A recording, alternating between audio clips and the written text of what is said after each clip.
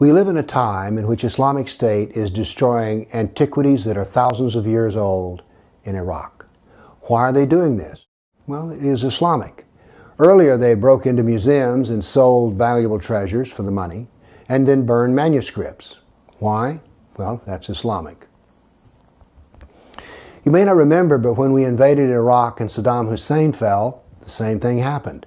Only this time it was mobs who broke into the museums, stole what was valuable, and destroyed other things.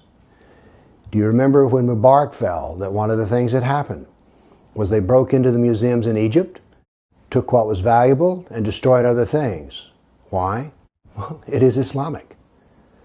Do you remember when the Taliban brought in artillery guns to blow down the Bamyan Buddhas, which were huge statues that were thousands of years old? Pure Islam. When the Muslims invaded India, they came upon the largest Hindu temple in the world that was wooden. The commander was told this, so he said, well, let me see it. He looked at it, walked around, and says, burn it. Pure Islam. Then they invaded the Buddhist part of India, and in Nalanda was the world's largest library.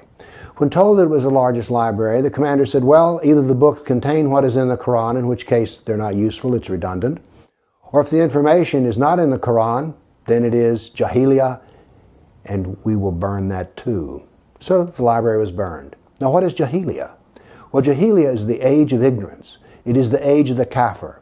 And Allah despises the kafir and despises his civilization, which is all based on ignorance. The taproot of all of this is, of course, Muhammad. When Muhammad entered Mecca as its conqueror, he first prayed, issued death warrants for those intellectuals and artists who had opposed him, and then he went into the Kaaba, and it contained religious art from some 360 different religions. He destroyed it with his own hand, and what he did not destroy, he commanded to be destroyed by his men. You see, this was to strike a blow against the civilization of the kafir, because again, Allah hates the kafir and hates his civilization, which he calls Jahiliyyah, ignorance. So this will not be the last destruction we will see, because as Islam enters every new territory, its purpose is to destroy the civilization. Not just take over the government, but to annihilate the civilization. And by destroying what are heritage of civilizations, it helps to destroy those civilizations. That's what's going on under Islamic State. Now, the only thing that the news media will say about this destruction is it's not Islamic. But again, the media knows nothing. It is pure Islam to destroy culture, heritage, antiquities, and art. Think about that.